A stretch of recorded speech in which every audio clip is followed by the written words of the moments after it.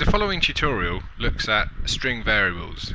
To follow on from tutorial 4, the question about how respondents found out about the open days has one additional option linked to it, and that is an other category.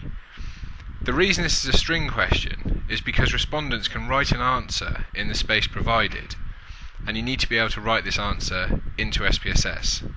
This is where we'll look at string questions. To start with, you still need to give the variable a name, i.e.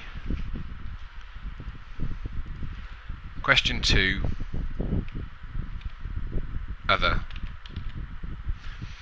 Again, you will notice that the rest of the column has filled with information, but the first thing you actually now need to do is click on the numeric box and change it from a numeric question to a string question.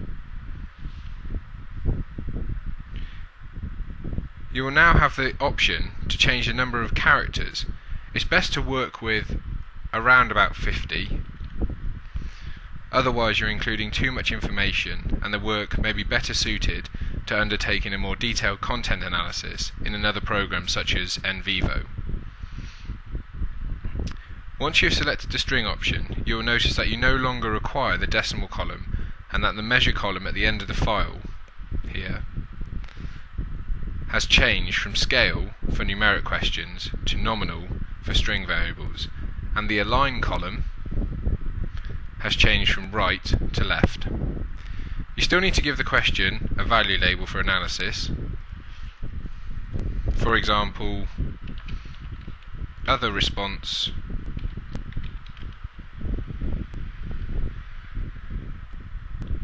to hearing about the open day.